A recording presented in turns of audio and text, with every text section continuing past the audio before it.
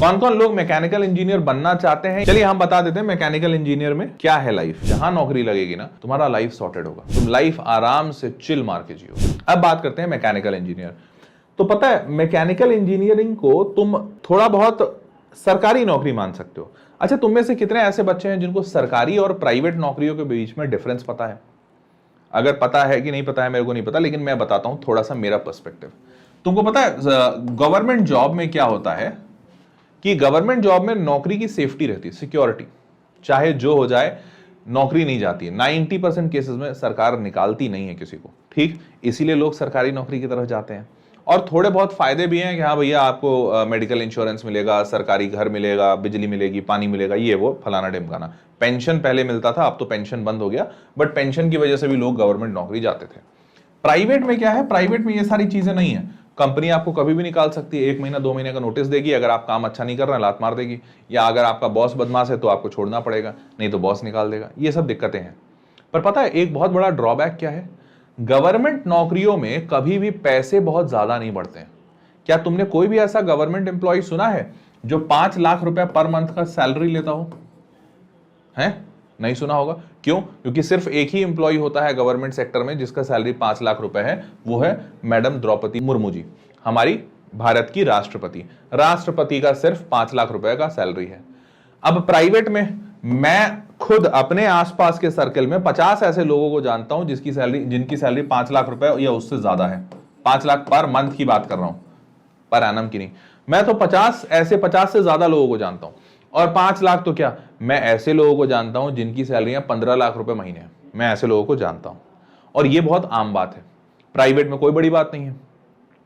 तो देखो सबसे बड़ा फैक्टर कहां, हाँ ठीक है इसमें बहुत डर है, लेकिन एक बात तुम समझ रहे होगे कि ऐसा नहीं है कि प्राइवेट पागल है जो 5 लाख या 15 लाख दे रहा है। रियलिटी ये है बेटा कि जो लोग काबिल होते हैं ना प्राइवेट सेक्टर में, उनको बढ़ने की असंख्य मतलब उनके लिए पॉसिबिलिटीज हैं। वो दिन रात अगर काम करें ना, कंपनी उनको दिन रात के हिसाब से पैसा दे देगी। अगर वो इतना काम कर रहे हैं कि वो खतरनाक रिजल्ट ला रहे हैं, कंपनीज उनकी पैसे बढ़ा देते हैं। बट एक बात बताओ, गवर्नमेंट में ऐसा कोई चाह के भी नहीं कर सकता। क्यों? क्योंकि गवर्नमेंट में रूल्स रेगुलेशंस होते हैं। भाई तुम कितना पैसा बढ़ाओगे? 5,000 10,000, और इनका ऐसा ही बढ़ता भी है। जैसे तुमने देखा होगा, लोगों ने एम्प्लॉइज ने हड़ताल कर दिया तो सरकार ने 12% डीए बढ़ाया। ऐसा सुना है ना न्यूज में? 12% डीए बढ़ाया का मतलब क्या होता है पता है? महीने के 2,000 बढ़े, महीने के 3,000 बढ़े। यार महीने के 3,000 बढ़ के भी वो लोग खुश होते हैं बहुत, लेकिन हाँ सरकार में ऐसे ही बढ़ता है पैसा। तो सरकारी नौकरी कौन है? ये मैकेनिकल इंजीनियरिंग जो है ना, ये सरकारी नौकरी है। और जो अभी आपको कंप्यूटर साइंस इंजीनियरिंग बताया वो है प्राइवेट। अब देखो ऐसा नहीं बोल रहा हूं मैं कंप्यूटर साइंस बहुत अच्छा है, देखो दोनों के अपने प्रोज एंड कॉन्स है। जैसे प्राइवेट में पैसा बहुत है, बट कब लात मार के निकाल देंगे यू नेवर नो। जैसे अभी तुमने रिसेंट सुना होगा गूगल में बहुत सारे ले ऑफ्स हुए, माइक्रोसॉफ्ट में ले ऑफ्स हुए। तुमको पता है गूगल और माइक्रोसॉफ्ट में जो ले ऑफ हुआ है भाई, उसमें ऐसे ऐसे एम्प्लॉइज का ले ऑफ हुआ है जिनकी सैलरी महीने की 10-10 लाख रुपए थी, 15-15 लाख रुपए महीने की सैलरी थी, उनका ले ऑफ हो गया। ऐसे लोग जो इंडिया से अमेरिका गए थे 1-1 करोड़ के पैकेज पे, उनको निकाल दिया। तो हाँ भाई करोड़ की पैकेज थे, लेकिन अगले दिन नौकरी से निकाल दिया गया, और वो भी तुरंत ऐसे झटके से। तो झटके से निकाल दिया। ये डर है इसमें, कंप्यूटर साइंस में वो डर हमेशा बना रहेगा।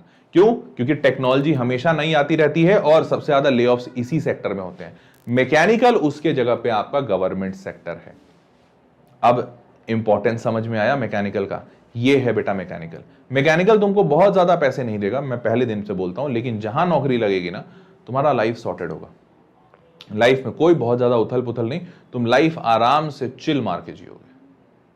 अब बताओ कितने लोग मैकेनिकल वाले जो मैकेनिकल लेना चाहते हैं वो मैकेनिकल इंजीनियरिंग एमई लिख दीजिए, सीएस लिखने वाले अब सीएस लिख दीजिए। जरा देखें चैट बॉक्स में क्या है कहती है जनता।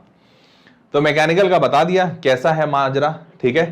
तो ठीक है, मैं बट फिर भी मैं मैकेनिकल बताऊंगा। क्यों? क्योंकि कुछ तो ऐसे हैं जिनको सरकारी नौकरी चाहिए। तो मैकेनिकल में क्या होता है भैया, देखो मैकेनिकल में पढ़ाते क्या है वो भी समझ लो। तो लेकिन मैकेनिकल में पढ़ाते कुछ अच्छी अच्छी चीजें हैं। जैसे तुम सबको पता होगा कि हर साल ये चैलेंज, मतलब ये एक कंपटीशन सा होता है कि हर साल मोटरसाइकिल की जो कंपनियां होती हैं वो बढ़िया बढ़िया बाइक निकालती हैं, और कंपटीशन इस बात की होती है कि किस बाइक का ज्यादा एवरेज होगा।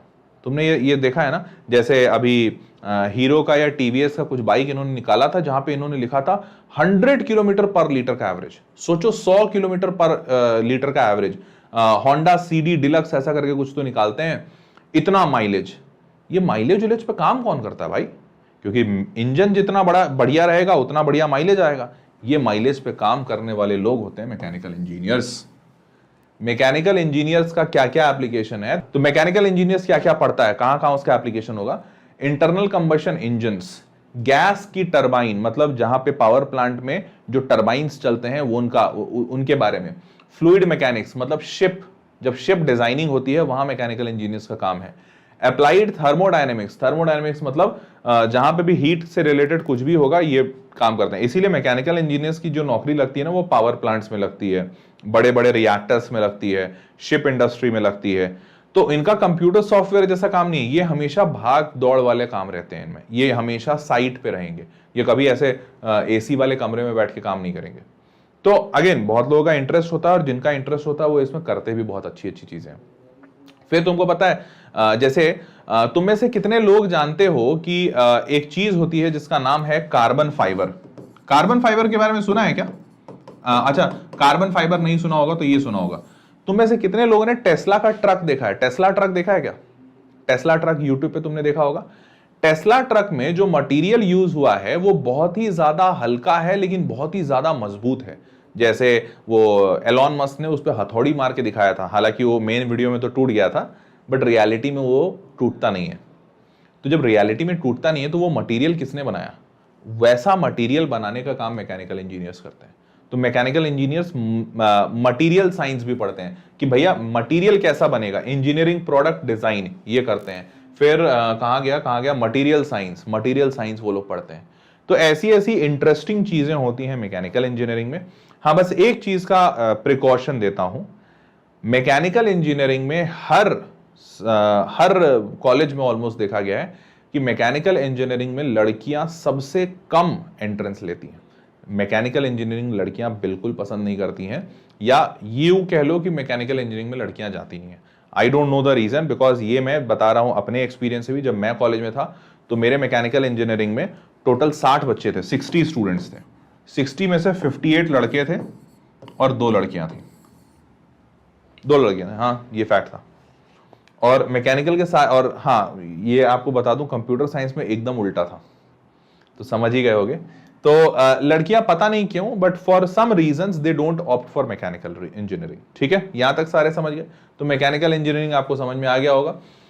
अब इसमें क्या क्या करियर हो सकता है, तो जैसे ऑटोमोटिव इंजीनियर मतलब ऑटोमोबाइल्स इंजीनियर, एरोस्पेस इंजीनियर, आप एरोप्लेन वगैरह का मटेरियल बनाएंगे, बिकॉज एरोप्लेन में जो मटेरियल यूज होता है उसकी भी यही खासियत है, उसको हल्का होना होता है सो दैट कि प्लेन उड़ सके, लेकिन इतना मजबूत होना पड़ता है कि भाई वो हवा की उतनी ज्यादा प्रेशर को बर्दाश्त कर सके, टूटे नहीं। तो that is aerospace. Manufacturing system engineering consultant, nuclear engineer, CAD technician, instrumentation, maintenance engineer, technical sales and production manager. तो यहाँ पे थोड़ा बहुत सॉफ्टवेयर का काम होता है जहां पे डिजाइनिंग वगैरह होती है, बट हाँ ये थोड़ा बहुत पार्ट है। ठीक है, चलिए और आगे बढ़ते हैं। मैकेनिकल इंजीनियर्स के टॉप रिक्रूटर्स तो भैया ऑल अक्रॉस वर्ल्ड बहुत सारी कंपनियां हैं। वैसे एक और आपको अच्छी बात बताता हूं मैकेनिकल इंजीनियरिंग की। तुमको पता है मैकेनिकल इंजीनियर्स जहां जहां नौकरी करते हैं वो मोस्टली 90% केसेस में बहुत बड़ी कंपनियां होती हैं। छोटी कंपनियों में मैकेनिकल इंजीनियर्स करते नहीं। जैसे कंप्यूटर साइंस में क्या होता है पता है, तुम बैंगलोर चले जाओ, हर एक गली गली कंपनियां खुली हुई हैं। मतलब तुम इस बिल्डिंग में हो सकता है 10 20 15 कंप्यूटर साइंस की कंपनियां खुली हों, और सब तुमको कोई 5 लाख दे रहा है, कोई 10 लाख दे रहा है, कोई 15 लाख दे रहा है। अब वो कंपनी कब बंद हो जाए ये किसी को पता नहीं है, क्योंकि भाई चल ही रही है एक कमरे के मकान में।